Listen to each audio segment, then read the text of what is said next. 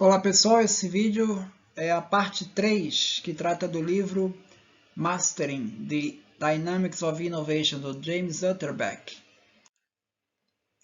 Então esse é o modelo principal do James Utterback, que mostra aí o ciclo, como que se evolui o ciclo de inovação e mostra a dinâmica da inovação. Ele vai tratar exatamente agora dos que eles chamam de modelo dos produtos não montados, não assembled, né? Porque os exemplos que ele montou, que ele mostrou na parte 2, né, que foi a máquina de escrever, é montada por várias peças, né? O sistema de iluminação também envolve geradores e vários produtos envolvidos ali, né? E nesse caso não, nesse caso ele vai tratar das tecnologias que envolvem basicamente um único produto, não é uma montagem de peças, né? Por exemplo, vidro, gasolina, fio de cobre, rayon, aço. Isso vai ter uma característica específica que ele vai tratar. Então ele fala primeiro da tecnologia de fabricação do vidro. Aqui a gente tem 4 etapas dos processos tradicionais aqui de fabricação de vidro, né? O vidro ele é feito de uma composição de areia, calcário, barrilha, alumina, corantes, né? E essa mistura é levada ao forno. Isso forma uma massa moldável que você pode usar moldes, né? Para você, por sopro, você vai moldando as peças que você quer fazer. E depois esfriado lentamente.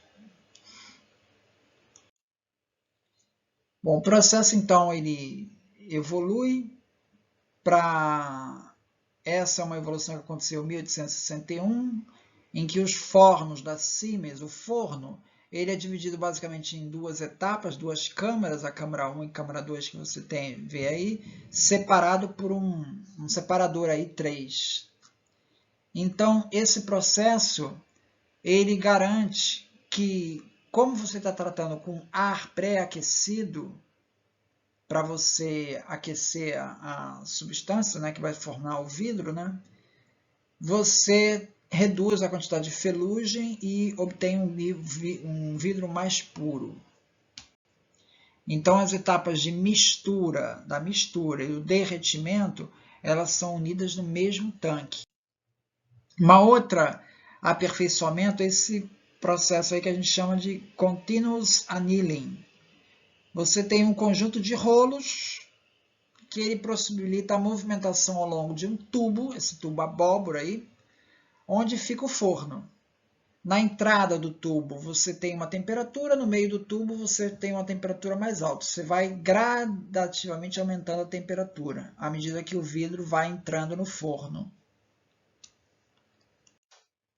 Um outro processo, um outro aperfeiçoamento no processo é o que eles chamam esse de continuous casting. Que o casting é a moldagem, para você formar as peças. Aqui para você fazer um vidro plano, né? Antes, para você fazer um vidro plano, é a parte de cima. Você derramava aí o vidro derretido, tinha um rolo, e esse rolo meio que uniformizava a superfície. Agora você tem esse processo aí, Becherold, né? Que você coloca 2 roletes, e isso garante que a superfície formada, chapa de vidro, né, que é para fazer janela, essas coisas assim, você vai ter uma chapa muito mais uniforme com esse processo. Aqui mais uma evolução do processo, um novo aperfeiçoamento, 1952, Alastair Pilkington. Ele observa o seguinte, que você quando tem um copo de água, se você bota o óleo flutua e ele fica ali super distribuído, muito homogêneo na superfície da água. Então ele usou o mesmo princípio com a mistura do vidro, né?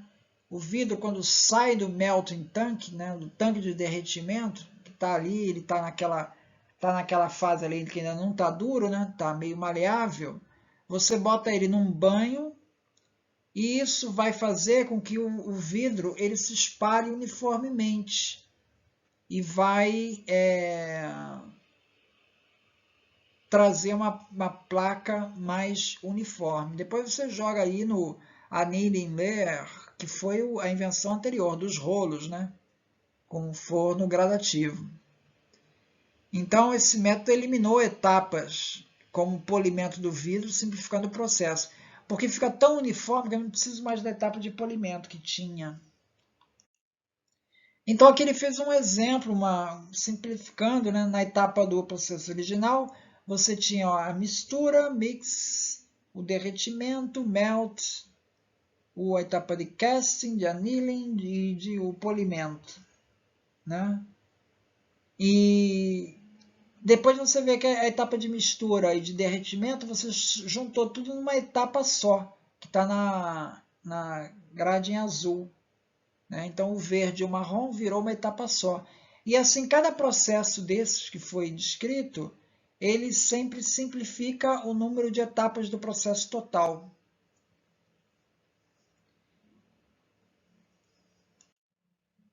Então, para os produtos não montados, o que o Otterbeck percebe? Bom, para os produtos não montados, essa fase de inovação de processo, ela acaba surgindo um pouco mais cedo, né, do que normalmente. Você veja aqui no gráfico abaixo, para os produtos não montados, a inovação de produto, ela tem um pico menor, ela tem menos importância ali. E rapidamente já é superada, vamos para a fase de processo. Então, exemplo da produção de vidro mostra que os papel das empresas insiders, das empresas que estão dentro do processo, elas se tornam mais relevantes do que os dos outsiders, que a gente observou lá nos produtos assembled, né? Ele fica mais relevante. Ao contrário das tecnologias de ruptura montadas, os assembled, tá? Em que o papel dos outsiders era importante. Os outsiders você via a máquina de escrever. A máquina de escrever elétrica era um outsider que fez. A máquina de escrever foi um outsider que fez. Não foi uma da empresa anterior. Né? Então, na indústria de produtos montados, como semicondutores, Bell e Texas não eram fabricantes de válvulas a vácuo. Você tinha as empresas de válvulas a vácuo, surgiu transistores. Quem veio com essa tecnologia de transistores eram empresas novas, que não atuavam na área de vácuo, de válvulas a vácuo. Então, esses produtos não montados, esse efeito dos outsiders é menor. Tá? Existe, mas é menor. Ele citou um exemplo aqui da Ford, que inovou nos processos de fabricação de vidro, mas é um caso mais raro.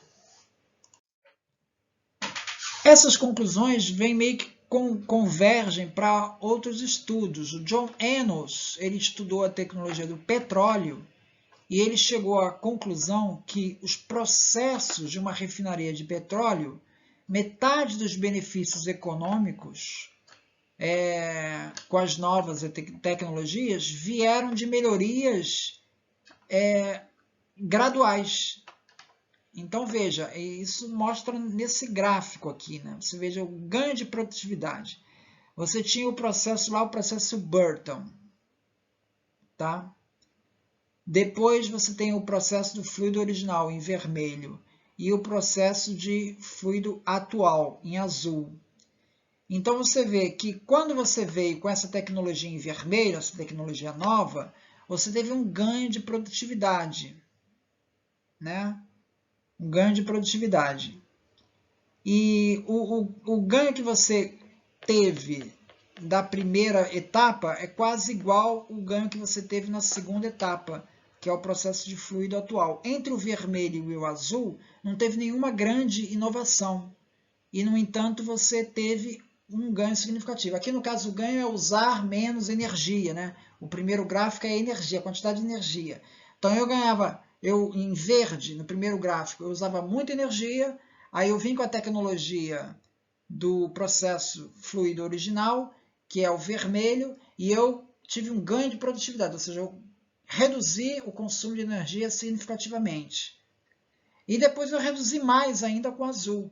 Mas note que eu consegui uma redução similar percentualmente à da inovação radical. Então, quando veio a inovação radical, eu tive um ganho, e depois, ao longo dos 10 anos que eu fui desenvolvendo a tecnologia, com pequenos incrementos, eu acabei tendo o mesmo ganho que eu tive lá na minha inovação radical.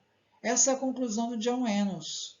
Ou seja, as pequenas inovações incrementais acumuladas, elas acabam tendo um efeito tão significativo quanto o daquela tecnologia radical no começo.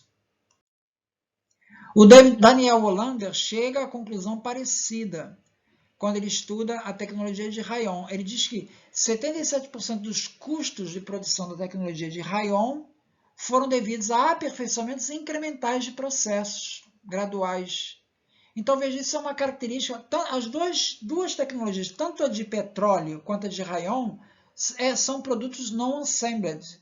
Então, isso parece que confirma a tese do Utterback, ou seja, para esses produtos que não envolvem muitas partes para serem juntadas, né, os chamados produtos não assembled, eles têm essa característica de que as inovações de processo acabam tendo um efeito mais relevante do que normalmente.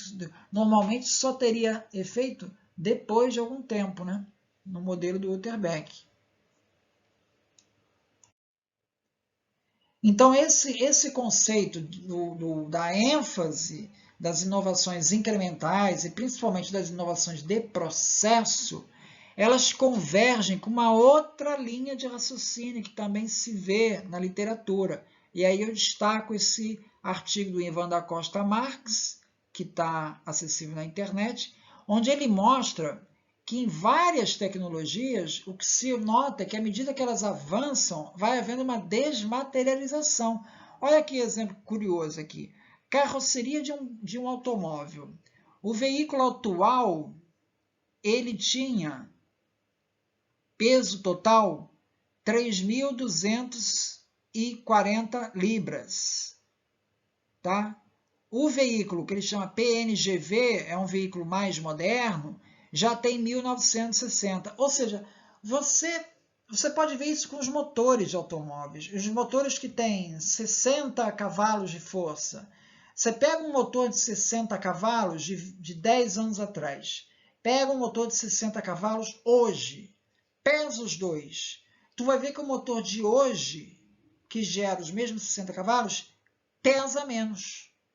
Então, esse efeito de desmaterialização, isso acontece em várias tecnologias, o que confirma essa tese do Utterback, que à medida que o tempo vai passando, que você pega um modelo dominante, uma tecnologia dominante, você vai desenvolvendo aperfeiçoamento dela, isso ela vai tendendo, as inovações de processo vão aumentando. Também caminha nesse sentido. Muito obrigado, então.